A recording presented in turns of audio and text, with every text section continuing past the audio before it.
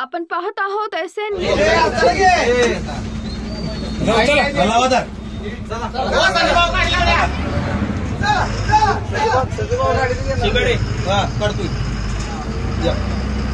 तुमच्या प्रयत्नातून 5 बसेस मिळाल्यात आणि तुम्ही प्रवास करत असताना आपलं कसं वाटतंय तुम्हाला? आज आपल्या सांगोला आगाराला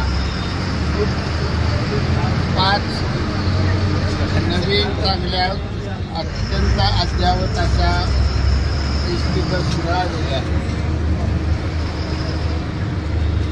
या राज्याचे उपमुख्यमंत्री आदरणीय एकनाथजी शिंदे साहेबांना जे स्वप्न आहे की एसटी आगार आणि सर्व बसेस ज्या जनतेला वापरण्यासाठी आधुनिक मिळाल्या पाहिजेत, त्यांच्या सर्व सोयी त्या अत्याधुनिक झाल्या पाहिजेत. त्यातील एक पहिला टप्पा परिवहन मंत्री आदरणीय प्रतापजी सरनाईक यांनी 5 लहानपणी बसेस देऊन आज सांगोला तालुक्यात एक नवीन आनंदाचं वातावरण तयार झालेलं आहे.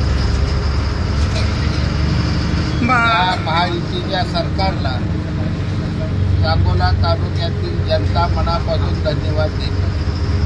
जनतेला आनंद झालेला आहे. अतिशय चांगल्या अशा BS4च्या बसेस आहेत, BS6च्या बसेस आहेत, तर अजून या बसेस उपलब्ध होतील असं वाटतंय.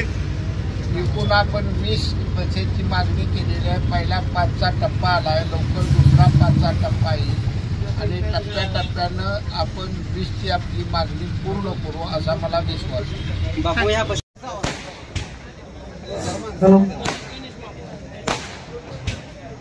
महाराष्ट्र कामगार संघटना सांगोला आगार त्या वतीनं सत्कार समारंभ होत आहे. सगळे समोर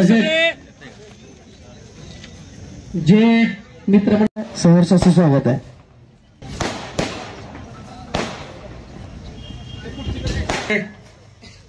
लोकप्रिय आमदार माननीय शहाजीबाबू पाटील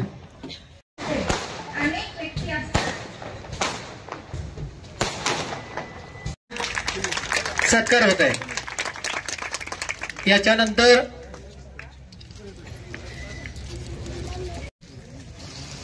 आपल्या एसटी डेपोमध्ये दुहेरी कार्यक्रम पार पाडण्याचा आपल्या सगळ्याला योग आलेला आहे. एका बाजूला ज्यांनी आपल्या तालुक्याची आपल्या एसटी डेपोची चांगली सेवा केली ते तुमचे 4 सहकारी आज सेवानिवृत्त होत आहेत. सुनील बुरंजे वाहतूक नियंत्रक, श्री अशोक कदम वाहक, सतीश रोकडे वाहक, रमेश माने चालक, या 4ही जणाला उद्या निवृत्त माझ्या वतीने हार्दिक शुभेच्छा देतो. जीवनात एखादा आपण प्रामाणिकपणे काम करत करत अनेक कालखंड आपला गेलेला असतो. अनेक आपल्या बुद्धीला आपल्या शरीराला एक सवय लागलेली असते की आपण ड्युटीवर किती वाजता जाणार आहे, किती वाजता परत येणार आहे, आणि कळत न कळत आपलं शरीरच एक यंत्र बनत गेलेलं असतं आणि ते आपल्याला यंत्राप्रमाणे कर्तव्यासाठी चालवावं लागत असतं. आज या 4ही लोकांनी आपल्या सांगोला तालुक्याच्या जनतेची चांगल्या पद्धतीनं सेवा केली, त्याबद्दल त्यांना माझं मनापासून मी धन्यवाद देतो. या ठिकाणी सांगोला तालुका आणि एसटी हे एक अतूट नातं. आपण दुष्काळी खोऱ्यातली हळूहळू टप्प्याने गेल्या 25 वर्षात आपल्या तालुक्याची सर्व दिशेनं वेगळ्या पद्धतीनं प्रगती होत चाललेली आहे. 100% जिरायतातून सध्या आपण टप्प्याटप्प्यानं बागायतामध्ये येत चाललो आहोत. दुसऱ्या बाजूला अनेक पिकं आपल्या हाताला अशी लागली सुदैवानं परमेश्वराच्या कृपेनं. मग ते डाळिंब असो, बोर असो, टरबूज असो, कलिंगड असो, अशा अनेक नवीन पिकाच्या वाहनामुळे गेल्या 25-30 वर्षात तालुक्यात एक आर्थिक व्यवस्था वेगळ्या दिशेनं धावताना आपल्याला दिसलेली आहे. परंतु हा दुष्काळाचा तालुका याची जाणीव ठेवून सांगोला एसटी आगारनं एक वेगळं कर्तव्य कायम बजावलेलं आहे. माझ्या कॉलेजच्या जीवनापासून मी हे बघत आलेलो आहे. अनेक वेळा वेगवेगळ्या मागण्यांसाठी एसटीचे अनेक आंदोलनं पार पडलेली आहेत. इंटकचे नेते तात्यासाहेब भिंगारदिवे विट्याचे, त्यांचा तर एसटी कामगारांच्यावर संपूर्ण महाराष्ट्रभर एक दबदबा होता. त्यांनी विट्यातनं जरी आदेश दिला तर नांदेड जिल्हा सगळा एका क्षणात एसट्या बंद जागच्या जागा व्हायच्या, एवढा ते त्यांनी कामगारांसाठी एसटीच्या काम केलेलं होतं. जिल्हा महिना बंद राहिला. पंढरपूरचं डेपो 15 दिवस 3 आठवडे बंद राहिले. सांगोला आगारानं कायम अशी भूमिका घेतली की आंदोलनाला पाठिंबा म्हणून 2 ते 3 तास एसट्या फक्त बंद ठेवल्या आणि एसट्या कायम चालू ठेवून जनतेची सेवा केली. हे या डेपोचं सगळ्यात मोठं वेगळं वैशिष्ट्य. कारण या काम करणाऱ्या कामगारांना या ठिकाणी तो वाहक असो, चालक असो, नियंत्रक असो किंवा गाड्या दुरुस्त करणारा हेल्पर असो, त्या ठिकाणचा आपला ह्या सगळ्याला जाणीव होती या तालुक्यात कुणाकडे वाहन नाही. एक परिस्थिती अशी आपल्या तालुक्यातली होती, एखादी दुसरी जीप कुणाच्या तर नावावर असायची. सगळ्या तालुक्यात मिळून फार झालं तर 300 ते 400 मोटरसायकली असतील तालुक्यात मिळून. माझ्या हायस्कूल जीवनात तर महूद भागात 7 ते 8च मोटरसायकली होत्या. आणि जो मोटरसायकलीचा मालक तो प्रचंड श्रीमंत मानला जायचा. आता परिस्थिती बदल झालेली आहे. भंगी सुद्धा संडास साफ करायला मोटरसायकलवरनं येतोय, संडास साफ करतो, घराकडे जातोय. कारण मोटरसायकलवाल्याचं काय आता कौतुक कुठं राहिलं नाही, गाडीवाल्यांचंही राहिलं नाही. वर्षाला गाड्या बदलतात तरी त्याला कोण अभिनंदन करायचं आता. एवढी परिस्थिती अशी वेगात आपली पुढे निघून गेली. परंतु या प्रसंगानं तुम्हा सर्व कामगारांचं आणि निवृत्त होणाऱ्यांचे सगळ्यांचं कोपडे साहेब तुमचंही मनापासून अभिनंदन करतो. ही परंपरा सांगोला तालुका आगाराची कायमस्वरूपी पुढे तुम्ही चालू ठेवा.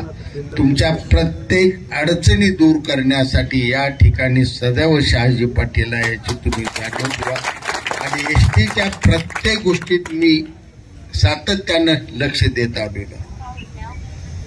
आज सुदैवानं हे खातं शिवसेनेकडे आणि एक अतिशय कर्तृत्ववान असे मंत्री प्रताप सरनाईक, ते एकनाथ शिंदे साहेबांचे अतिशय विश्वासू सहकारी आहेत.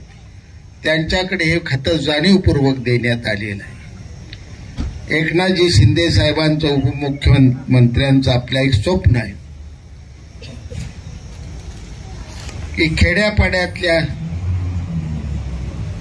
माणसांसाठी, सामान्य जनतेसाठी एसटीचं आगार हेच विमानतळ आहे त्याचं. आणि जर विमानतळावर एवढ्या सुंदर, एवढ्या मोठ्या सुखसोयी मिळतायत आणि आमचा मात्र या ठिकाणचा सर्वसामान्य माणूस अजूनही मोडलेल्या बाकडावर बसून एसटीची वाट बघतोय, ढेकणाला त्याला सामोरं जावं लागते, परिस्थिती आजही आहे. ही सगळी परिस्थिती आपल्याला संपूर्ण महाराष्ट्राची बदलायची आहे. मी तुम्हाला आज ऐकताना थोडं तुम्हा सर्वांना आश्चर्य वाटेल, पण येत्या 4 वर्षात महाराष्ट्रातलं प्रत्येक एसटी आगार हे विमानतळासारखं सुसज्ज झालेलं तुम्हाला दिसेल. हा संकल्प शिंदे साहेबांचा, तो पूर्ण झाल्याशिवाय राहणार. त्याची सुरुवात म्हणून या सगळ्या डेपोना लालपरी देण्याचं, ह्या एसट्या देण्याचं सुरू झालंय. आज 10 गाड्या प्रत्येकाला देण्याचं धोरण आहे. आपण 20 गाड्या मागितल्या. आपली अडचण त्यांना सांगितलेली आहे की आतापर्यंत आम्हाला दर डेपोला एसट्या बदलून मिळाल्या. पण माझ्या डेपोत अजूनही 30-30 वर्षापूर्वीची गाडी आहे, तीच नीट करून कशी तरी आमचे कामगार त्या ठिकाणी वापरत आहेत. त्यामुळे आपण 20चा कोटा मिळत आहे. पहिला 5 हप्ता आला, तिथेही भांडण मोठं आहे. प्रत्येक आमदार ह्या लाल परीवर सध्या टपून बसलेला आहे आणि आपापल्या तालुक्याला गाड्या लवकर घेण्याचा प्रयत्न करतोय. मी रफिकभाई स्वतः जाऊन बॉम्बे सेंट्रलला भेटलो. साहेब नव्हते, महाजन साहेब होते. महाजन साहेबाकडे चहा पाणी घेऊन तिथं व्यवस्थित सांगून आपला पवारच गाड्या वाटणार आहेत कोल्हापूरचा. पवारला सांगितलं तू काय कर, 2 दिवसात माझा कोटा तेवढा पूर्ण करायला लागतो. आज आपल्याला गाड्या ह्या मिळाल्या. मी मुंबईने येण्या अगोदरच गाड्या निघालेला मला फोन आला. आज दुसरा टप्पाही जास्तीत जास्त लवकर आपण मिळवू. तुम्हा सर्वांसाठी आणि तालुक्याच्या जनतेसाठी हे स्वप्न आहे. जगासाठी कसलंही विमान, इंडिगोचं विमान असो नाही तर किंगफिशरचं, आपल्याला देणं घेणं काय. आमच्यासारख्याला सुद्धा कधी तर कुणी तिकीट काढलं तर विमानात बसायला मिळतंय, नाहीतर आम्ही तर त्या भानगडीत कशाला पडतो. पण काढलं कुणी तर नाही म्हणत ना, काढ होतो जाऊ विमानात, विमानात जाऊ. हे आपलं विमानच आहे आता, पोपळेच आहे. आमच्या गरिबाचं विमान आहे. विमानात बसलेल्या भावनेतून लोक या चांगल्या सुंदर गाड्यातनी प्रवास उद्या करतील.